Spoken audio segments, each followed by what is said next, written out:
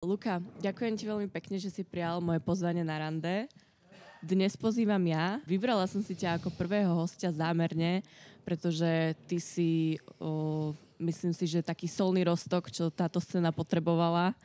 Ačkoví interpreti ťa cenili od day one, ako si začal.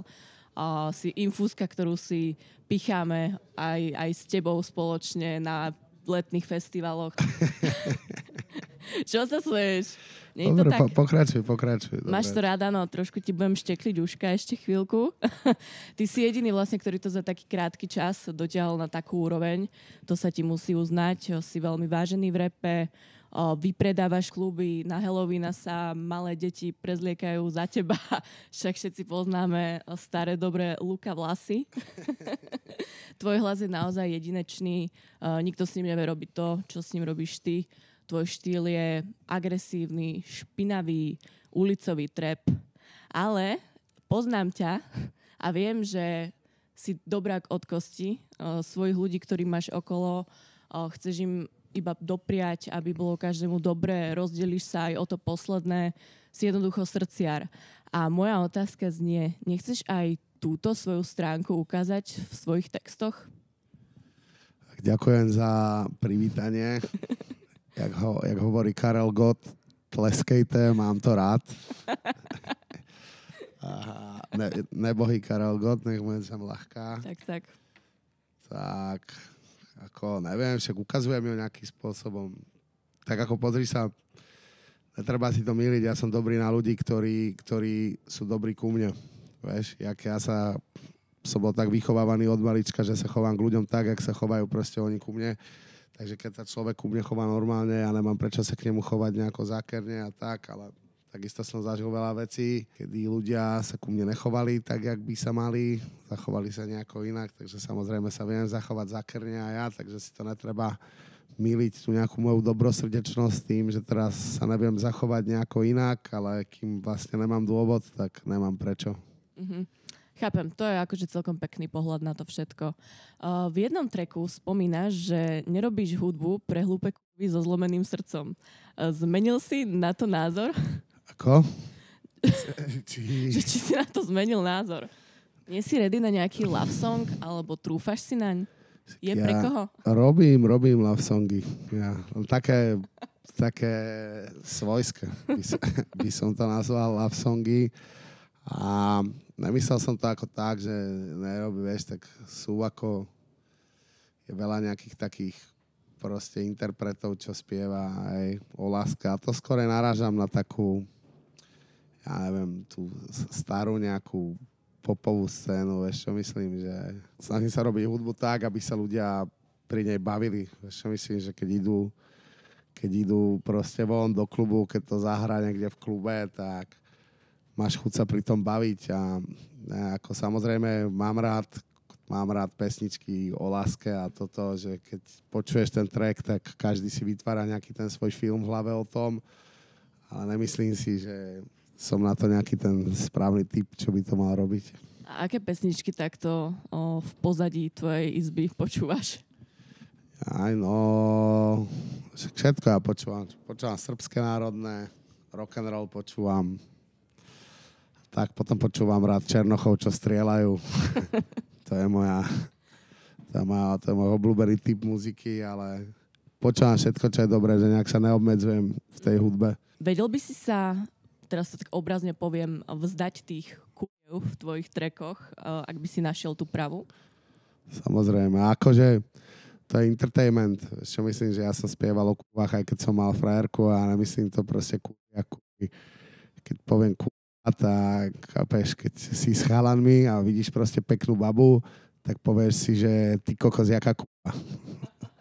A to neznamená, že tá baba teraz je kúpa, alebo niečo. Čo myslím, že to není proste, že teraz myslím eskorťačky alebo podobne. Toto budeme asi veľakrát pípať. No, že proste keď si normálne v chalanskom prostredí, hej, a vidíš peknú babu, tak si povieš, že ty že to je kúva, vieš čo myslím? Ale nemyslíš to proste tak, že teraz sa je v Vazalové, alebo niečo. Že je to proste také univerzálne pomenovanie chlapské pre pekné dievča. Jak americkí reperi používajú, hej, toto znamená, že sú to chápeš? Chápem úplne. A je v tvojom živote teraz nejaká výnimočná žena? Samozrejme. Je iba jedna, či je viacej? Je iba jedna. OK, je to tvoja mama? Je ich viacej. Ja som to vedela. Je ich viacej, no, je tam aj babka ešte.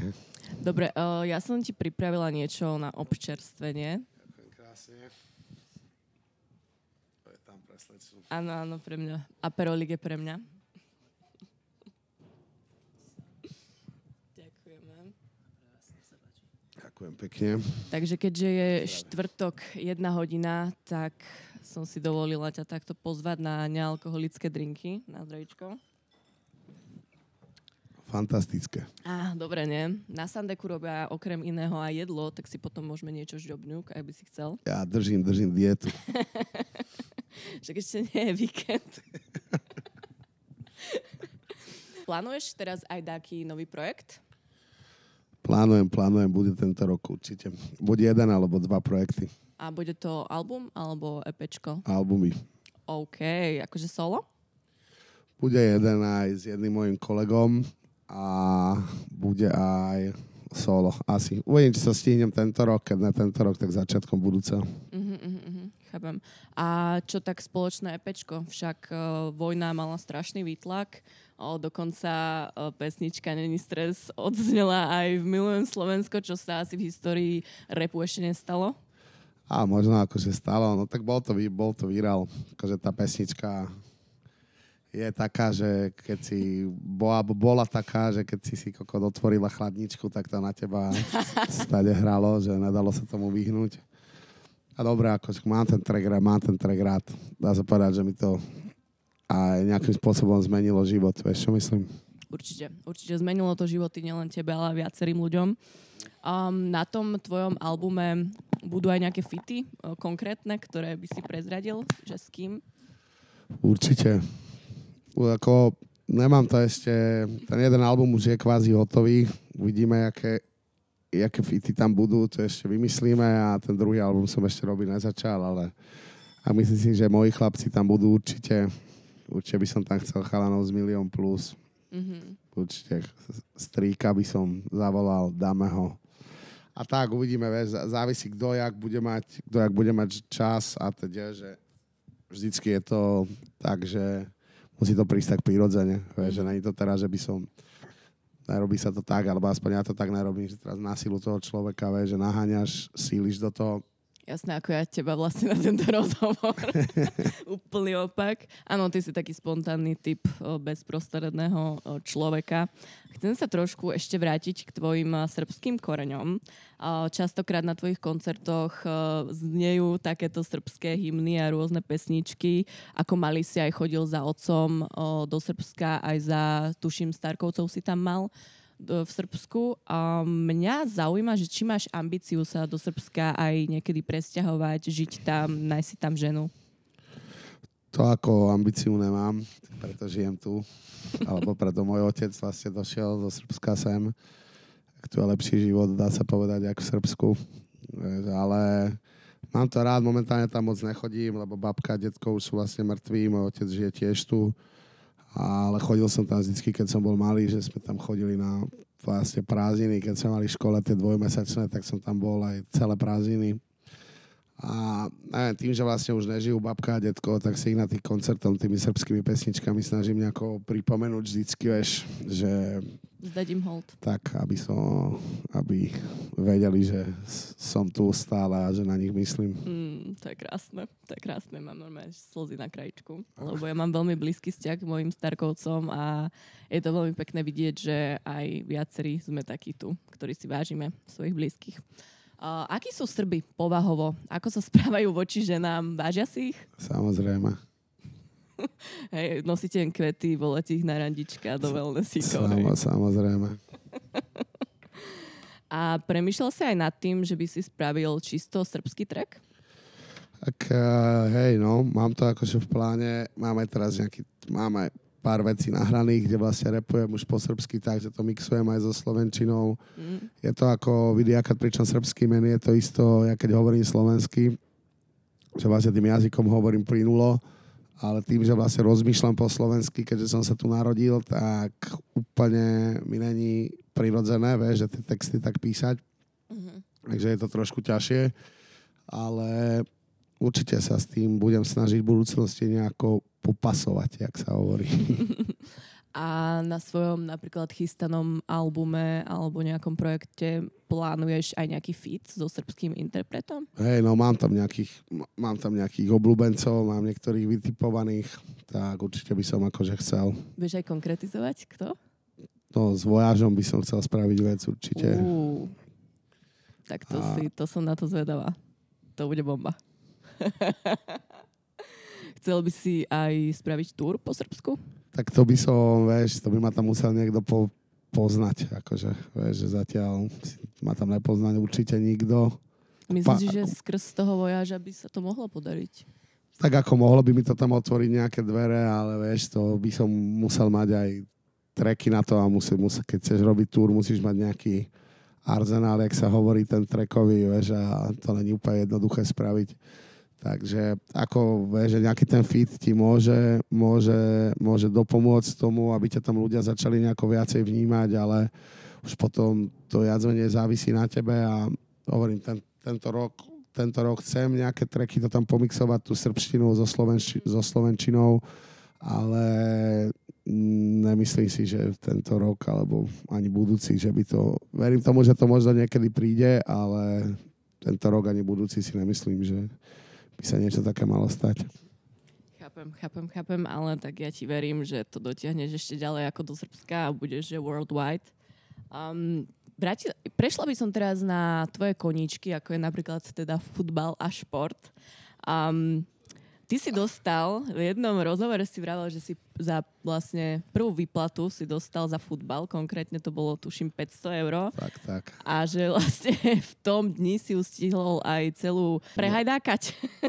No, trvalo mi to presne 7,5 minúty.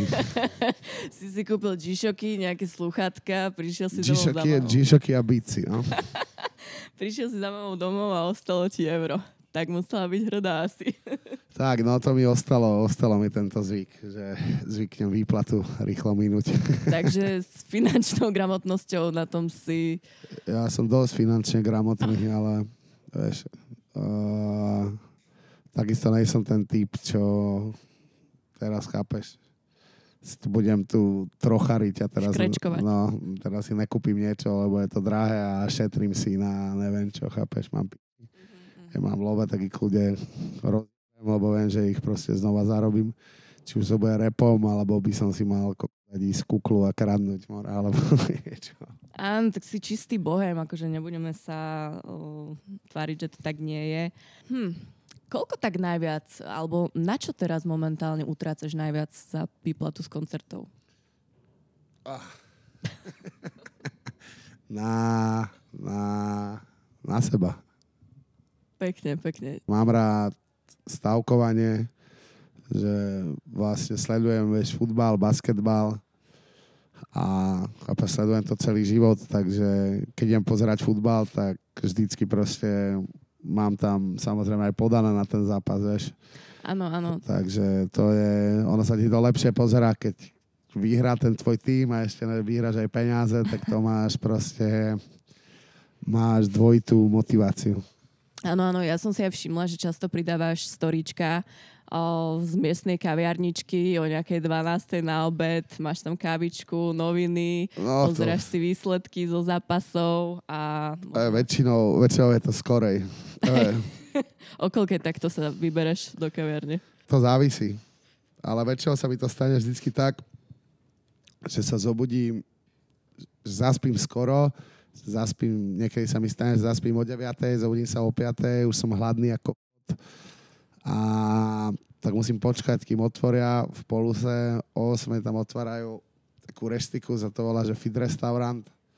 Vlastne o 8 otvárajú McDonald's, do 9 otvárajú ten fit restaurant a tam robia raňajky, takže tam idem, dám si raňajky a potom dám kávu. A akože ja tie výsledky všetky viem, však, lebo si ich pozeráš na telefóne a toto, ale keď tam čítaš tie noviny pri tej káve, tak to vyzerá tak viacej dôležité. Že... Presne, že je to taký lifestyle. Je to niečo aj, čo by si chcel tak udržať, že keď budeš starší, už že na dôchodku, tak budeš takto každý deň chodiť pravidelne do kaviarničky, čítať si noviny. No, tak to je balkánska klasika.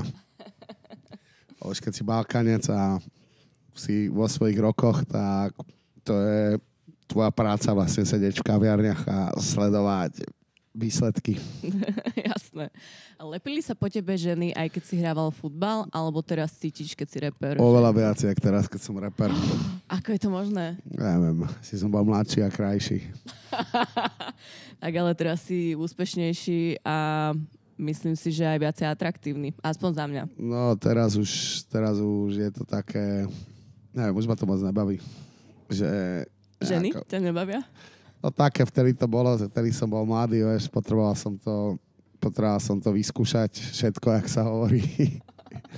A mal som k tomu takú väčšiu chuť. Teraz už, jak som akože starší a tak sa radšej OK. Je pravda, že tvoji rodičia obidva hrávali basketbal? Áno. Čiže z toho môže byť, že pramení tá vášeň k tomu športu? Určite. A ja keď som bol mladší, tak som si vlastne vybral futbal a podporovali ma v tom. Mali sme hneď, vlastne ja som začínal v Interi, že to sme mali, bývam stade 5 minút od štadióna, takže ma tam zobrali a odtedy sa to tiahlo so mnou. A vlastne tvoji rodičia sa aj spoznali skrz basketbal, nie? Poznali sa na basketbalovom turnaji, hej. To je taká love story, ako by som si chcela vysnívať. Je to tak. Ešte mi povedz, že ako si predstavuješ svoj... Prepáč, neruším ťa? Nie. Pán Bras si pracuje. Áno, počúvam ťa. Povedz mi, že ako si predstavuješ svoj ideálny deň. Ja mám každý deň ideálny. To je aký? Neviem, však stanem. Si rád, že staneš. No, stanem, dám si sprchu, nech sa trošku preberem. Kývam sa na telefón, jak skončili NBA zápasy, ideálne, keď vyhrám penáze vždycky. To sa potom ľahšie aj vstáva, vykračuje. No. A neviem, potom si robím si, čo chcem. To je nádherné, to je krásne. To úplne ti kvitujem. Takže máme akože... Mám taký ten kruh ľudí, kedy vieme, kde sa vždycky máme stretnúť, že si nemusíme ani volať. To je v miestnej reštaurácii talianskej? Tam, alebo v štúdiu, alebo hoci kde, že vždycky sa nájde nejaký dobrý program. Ak by si mohol vybrať hociakého artistu, s ktorým by si išiel na večeru, či živý alebo mŕtvý, tak kto by to bol? Ty kokos. Asi Young Tak. Prečo práve on? Young Tak kvôli nemu som chcel byť rapper, jo, keď som videl prvýkrát. Vlastne to bol Lifestyle track, sa volal tam, keď som ho videl, tak som si povedal, to je frajer, to chcem byť. Wow, to som ani nevedela, vlastne Young Tak ťa tak motivoval. To chcem byť aj ja. Teraz, keďže už si ten Ačkový interpret, dovolím si povedať, tak to je ono. Veľa zarábaš, ešte viacej míňaš. Musíme podotknúť, že vlastne Luka tu je aj napriek zraneniu, ktoré si spravil presne zhodou okolností na futbale. Môžeš nám toto ináč nejako popísať? No, slopal som od štvrtku tak do soboty večera. Spal som na zemi v Česku. Tam si mali koncert. A nič, pondelok som išiel na masáž do piča, tá tajská sevíňa, neviem, čo mi tam spravila s tým chrbtom. A proste nejak bol som na masáži a potom som išiel hrať futbal. Večera bola zima a bol to vlastne prvý zápas sezóny, no a klasicky som sa mimo sezónne pripravoval iba v krčme a podobne. No a keď som vybehol na rozcvičku, tak jak som sa pohol, tak ma tam pichlo, aké by ma nožom niekto pichol. Nejaký nepriateľ. No a mám tam pricviknutý nejaký nerv a vlastne kedy v pondelok sa mi to stalo, tak pondelok som sa nevedel hýbať, v útorok tiež ne. Včera už som vedel chodiť tak trošku jak postrelená laň. Si dokrývala na Inter, videla som ťa. Dneska už sa hýbať viem, ale tiež ma to boli pri nejakých úkonoch. Ja idem nejako otočiť, alebo tak podobne. No, tak to ma veľmi mrží a o to viac si vážim, že si fakt prišiel. Naozaj som to nečakala, lebo už 2-krát sme to museli presúvať, takže som z toho naozaj nadšená. Ale vrátim sa teraz k tomu, čo som aj vravela, že tým, že si Ačkový interpret, veľa zarábaš, viacej míňaš. Či si ideš aj takú nejakú high fashion alebo nejaké designer oblečenie? No jasné. Pozri sa na mňa. High fashion jak svíňa. Je to neskutočné. Nič, ja nosím klasika. Športové outfity, tepláky a toto. Už mám aj nejaké rifle, 2 alebo 3. A neviem, necítim sa ja v riflách moc. Komfortne proste. Ja mám to isté. Ja som celý život behal proste v teplákoch, či už na futbale, alebo aj do školy, aj tak. Toto to je proste život. Chápeš? Ja keď mám rifle, tak sa cítim nekomfortne. Ja neviem, nosím, čo sa mi páči. Čo majú vo Flacey, čo majú v Streetce, shoutout Flace, shoutout Streets. A tak. No, ja si akože myslím, že toto je už taká tvoja estetika, tie tepláky a neviem, kľudne vyzeráš dobre, si myslím, že vo všetkom, ale tie tepláky, tie bagy, keď si zabiješ, tak je to niečo neskutočné. Je to basketbalový drip porádny. Presne tak. Ako by, Luka, prezrad nám aj tvojim fanúšičkám, ako by malo vyzerať tvoje ideálne rande? Ideálne rande? Neviem, či môžem povedať takto na kameru. Napríklad moje ideálne rande je v kasíne. Na automatoch. No, tam sa neviem moc tomu dievčaťu venovať. Tam, keď mi to zabliká pred očami, tak už potom sa ťažko sa sústrediť na rande, ale neviem, že klasika. Nejaká večera je... Mne sa strašne páči, aký si priamočiari, že nie, bez okolkov. Netreba chodiť okolo horúcej kaše. No dobre, no tak nepoďme okolo horúcej kaše a rovno sa ťa pýtam, že zadok alebo prsia. Poďme rozlúsknuť túto otázku. To závisí.